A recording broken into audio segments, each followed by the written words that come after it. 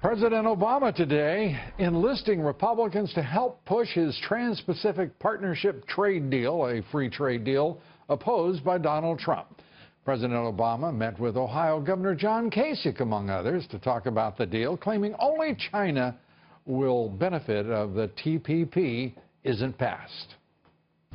If we are not in there and making sure that fair trade is established in the Asian market, we're going to be cut out. If you're frustrated about rules of trade that disadvantage America, if you're frustrated about jobs being shipped overseas, then you want to get this thing passed. You want to get this thing done. Wow. Well, joining me now, Trump Economic Advisor, Professor of Business at UC Irvine, Peter Navarro. Peter, great to have you here.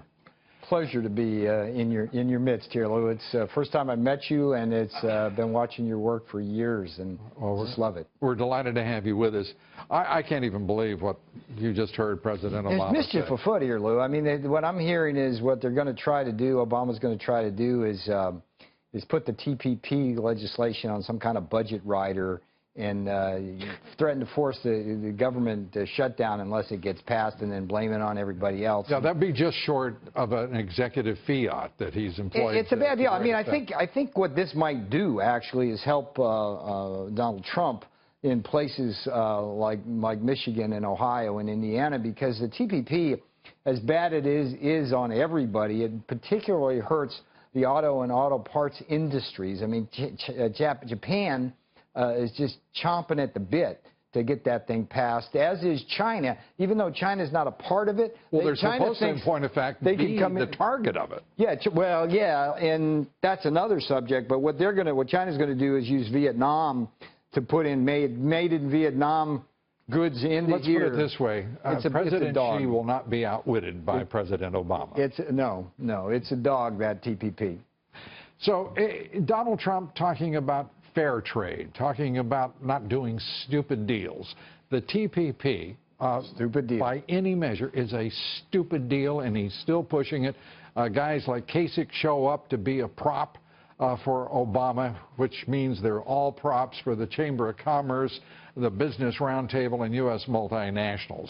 Meanwhile, the middle class continues to be the victim. You know, one of the big themes of Donald Trump is this idea that we're going to be free traders, but we're going to negotiate smart.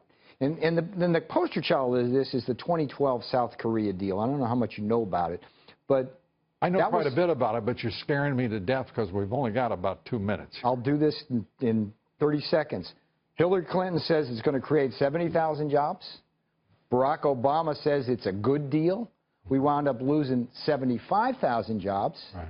And we doubled our trade deficit with South Korea. Now, that's a poorly negotiated deal, and it hurt our auto industry the worst. See, that's a difference. It's like we can trade with South Korea, but we can do it in a way which is beneficial to both countries. There has to be some honesty in trade as well as fairness. And the honest part starts with the acknowledging that we've had since 1976 consecutive years of trade deficits without interruption. Yes. We have now about a $13 trillion external trade debt as a result. We have a almost $20 trillion national debt.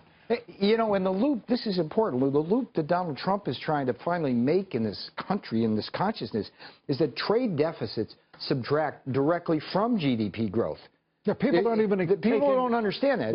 We have to figure that, you know, by whatever standard, anywhere from 1 to 1.5% of GDP growth is sacrificed as a result of these annual trade deficits. That's exactly right. And so when you take your factories in Michigan and move them to Mexico, that subtracts from GDP growth. So what Donald Trump's economic plan is designed to do is grab those GDP points back by eliminating the trade deficit and reshoring that investment here so it doesn't go there. It's smart economics, and it's new economics. It's exciting economics. You know, when we talk about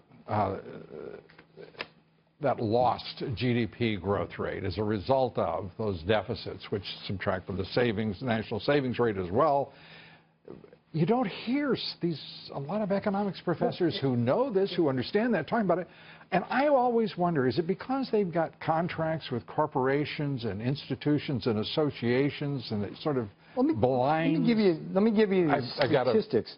1947 to 2001, we grew at 3.5%. 2002 to 2015 at 2%. Donald Trump wants to get us back to what we used to do by going forward with what we can do.